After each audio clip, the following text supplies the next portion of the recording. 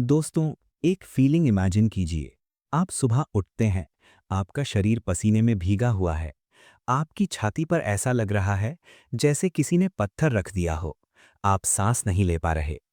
आप ऑफिस जाते हैं, फोन बज रहा है। बैंक मैनेजर का फोन है। वो चिल्ला रहा है, फिल, तुम्हारा अकाउंट ओवरड्रॉन है। मैं पुलिस बुला रहा हूं। मैं तुम्हारी फैक्ट्री पर ताला लगा दूंगा। एफबीआई वाले आते हैं। वो कहते हैं तुम फ्रॉड हो। सप्लायर का फोन आता है जापान से। वो कहते हैं हमने शिपमेंट रोक दी है। कॉम्पिटिटर्स, एडिडास, तुम्हारी कब्र खोद रहे हैं। ये किसी एक दिन की कहानी नहीं है। ये 18 साल की कहानी है। 18 ईयर्स। हर रोज, हर सुबह, यही डर, यही एंग्जाइटी। जिस आदमी ने ये झेला, वो कोई अल्फा मेल नहीं था। वो कोई स्टीव जॉब्स जैसा करिज्मेटिक स्पीकर नहीं था। वो एक अकाउंटेंट था, शर्मीला, चुप रहने वाला, जो स्ट्रेस में आकर उल्टी कर देता था। उसका नाम था फिल नाइट। और उसने जो कंपनी बनाई, नाइकी, वो आज $150 बिलियन का एम्पायर है।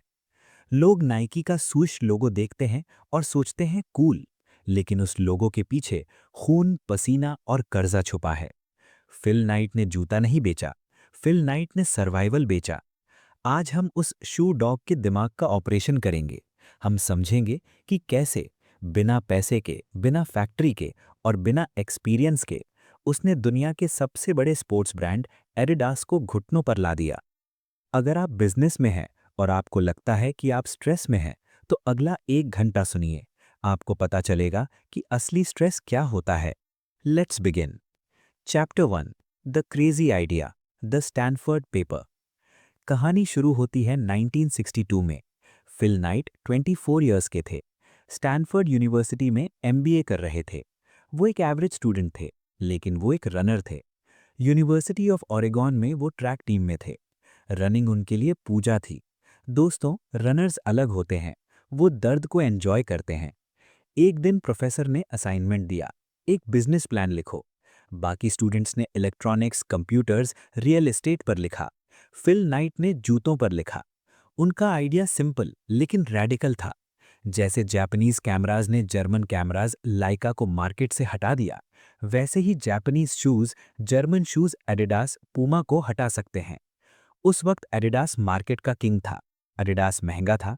फिल चाहते थे कि वो जापान से सस्ते, high quality running shoes import करें और अमेरिका में बेचें।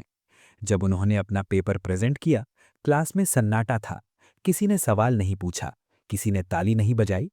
प्रोफेसर ने ए ग्रेड दिया और कहा, अच्छा आइडिया है, लेकिन स्कूल प्रोजेक्ट के लिए ठीक है, रियल लाइफ में ये नहीं चलेगा। फिल नाइट वापस घर गए, लेकिन वो आइडिया, वो क्रेजी आइडिया, उनके दिमाग में चिपक गया। उन्होंने अपने पिता से पैसे मांगे। उनके पिता एक न्यूज़पेपर पब्लिशर थे, सख्त आदमी। फिल ने कहा, डैड, मुझे दुनिया घूमनी है और मुझे जापान जाना है। उनके पिता ने पैसे दे दिए। शायद उन्हें लगा लड़का घूम फिर कर वापस आ जाएगा और कोई ढंग की नौकरी कर लेगा। लेकिन फिल नाइट वापस आने के लिए नहीं जा रहे थे। वो जंग शुरू करने जा रहे थे। Chapter 2, the samurai bluff, fake it till you make it. Phil Knight Japan पहुंचे, कोबे सिटी। वहां उन्होंने एक कंपनी ढूंढी, ओनित्सुका टाइगर। आज हम इसे A6 के नाम से जानते हैं। उनके शूज अच्छे थे, सस्ते थे। फिल नाइट ने मीटिंग मांगी। सोचिए, एक 24 साल का लड़का, सस्ता सूट पहने हुए, जिसके पास कोई कंपनी नहीं है, कोई ऑफिस नहीं है। वो जापानीज एग्जीक्यूटिव्स के सामने बैठा था। जापानीज एग्जीक्यूटिव्स ने पूछा, मिस्टर नाइट, आप किस कंपनी से हैं? फिल नाइट के पास कोई कंपनी नहीं थी। अचानक उन्हें अपने कमरे की दीवार पर टंगा हुआ अपने मेडल्स का रिबन याद आया, ब्लू रिबन। उन्होंने झूठ बोल दिया, मैं ब्लू रिबन स्पोर्ट्स कंपनी का सीईओ हूं, पोर्टलैंड, ओरेगॉन से। एग्जीक्यूटिव्स इंप्रेस हो गए। उन्होंने कहा, ठीक है, हम आपको अमेरिका का डिस्ट्रीब्यूटर बनाते हैं। उन्होंने फिल को सैंपल्स दिए। फिल रूम से बाहर निकले। उनका दिल तेज धड़क रहा था। उन्होंने अभी अभी एक $multi-million डील साइन की थी, एक ऐसी कंपनी के नाम पर जो एग्जिस्ट नहीं करती थी। लिसन, बिजनेस में शुरुआत में आपके पास एसेट्स नहीं होते, आपके पास सिर्फ ऑडेसिटी होती है, हिम्मत। फिल नाइट ने उस दिन अपनी रियलिटी खुद क्रिएट की। Chapter 3, the mad scientist, Bill Bowerman. Phil Knight वापस अमेरिका आए। सैंपल्स आ गए। अब बेचने की बारी थी। फिल सबसे पहले अपने पुराने कोच के पास गए, बिल बॉवरमैन। दोस्तों, बिल बॉबरमैन कोई नॉर्मल कोच नहीं थे। वो एक मैड साइंटिस्ट थे। वो ऑब्सेस्ड थे वेट को लेकर। वो मानते थे कि अगर जूते का वजन 1 आउंस कम कर दिया जाए तो एक रनर मैराथन में 500 किलो कम उठाएगा। वो जूतों को काटते थे, उनमें नया रबर लगाते थे। जब फिल ने उन्हें टाइगर शूज दिखाए तो वो पागल हो गए। उन्होंने कहा, मैं खरीदूंगा नहीं, मैं पार्टनर बनूंगा। उन्होंने $500 दिए। फिल ने $500 मिलाए। Total capital $1000। इस $1000 से नाइकी, तब ब्लू रिबन स्पोर्ट्स शुरू हुई। बिल बॉबरमैन का रोल बहुत बड़ा था। वो सिर्फ कोच नहीं थे, वो प्रोडक्ट R&D डिपार्टमेंट थे। वो अपने स्टूडेंट्स पर नए जूते ट्राई करते थे। स्टूडेंट्स के पैर छिल जाते थे, खून निकलता था, लेकिन बिल रुकते नहीं थे। उन्हें परफेक्शन चाहिए था। Chapter 4, selling from the trunk, the hustle.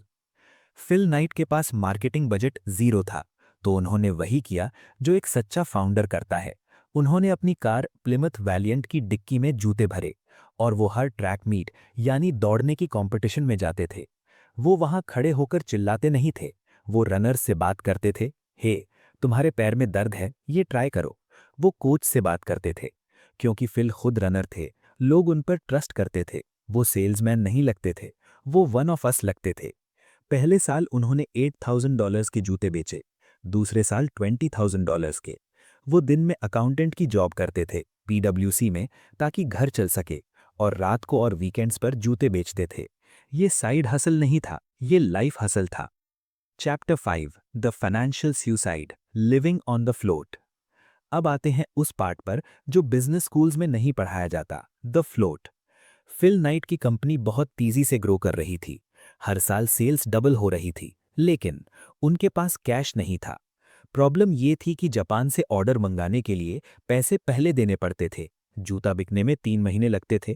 इस बीच में बैंक अकाउंट खाली रहता था। फिल नाइट अपनी पूरी कमाई वापस बिजनेस में लगा देते थे। वो हमेशा जीरो बैलेंस पर ऑपरेट करते थे। उनका बैंक मैनेजर उन्हें रोज गालियां देता था। फिल, तुम्हारी इक्विटी कम है, तुम रिस्क हो, हम लोन बंद कर रहे हैं। तो फिल ने एक डेंजरस गेम खेलना शुरू किया, द फ्लोट। वो सप्लायर्स को चेक लिखते थे, ये जानते हुए कि अकाउंट में पैसे नहीं हैं। उन्हें पता था कि चेक क्लियर होने में 3 दिन लगेंगे। उन 3 दिनों में वो पागलों की तरह जूते बेचते थे और पैसे जमा करते थे। ये इल्लीगल था, टेक्निकली ग्रे एरिया था, ये रिस्की था, बहुत ज्यादा। अगर एक दिन भी सेल्स कम हुई तो फिल जेल में होते। उन्होंने ये गेम 10 साल तक खेला। इसे कहते हैं ग्रोथ एट ऑल कॉस्ट्स। उन्होंने सेफ्टी नहीं चुनी, उन्होंने स्पीड चुनी। Chapter 6, the betrayal, the knife in the back. Blue ribbon sports अब बड़ा हो गया था, मिलियंस में सेल्स थी। लेकिन जापान में ओनित्सुका टाइगर के मालिक बदल गए थे। नए मैनेजर्स ग्रीडी थे। उन्हें लगा, ये फिल नाइट हमारे जूते बेचकर अमीर हो रहा है, हम इससे कंपनी छीन लेते हैं। टाइगर का एक एग्जीक्यूटिव अमेरिका आया। उसने फिल से कहा, हम तुम्हें खरीदना चाहते हैं। अगर तुमने कंपनी नहीं बेची तो हम सप्लाई बंद कर देंगे। ये ब्लैकमेल था। अगर सप्लाई बंद हुई तो फिल रोड पर आ जाते। फिल ने क्या किया? उन्होंने कितामी के ब्रीफकेस से, जब वो बाथरूम गया था, एक फाइल चुरा ली। इसे कहते हैं कॉर्पोरेट एस्पियोनाज। उस फाइल में लिखा था कि कितामी अमेरिका के दूसरे डिस्ट्रीब्यूटर से बात कर रहा है फिल को रिप्लेस करने के लिए।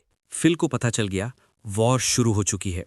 उन्होंने कितामी के सामने मुस्कुराया, कहा हाँ हम सोचेंगे, लेकिन अंदर ही अंदर उन्होंने डिसाइड कर लिया, मैं टाइगर को छोड़ दूंगा, मैं अपना खुद का जूता बनाऊंगा। Chapter 7, the birth of the swoosh, desperation not inspiration. Phil के पास वक्त कम था। उन्हें नया ब्रांड लॉन्च करना था, इससे पहले कि टाइगर सप्लाई बंद करें। उन्होंने मेक्सिको में एक फैक्ट्री ढूंढी। फैक्ट्री वाले ने पूछा, ब्रांड का नाम क्या है? फिल के पास नाम नहीं था।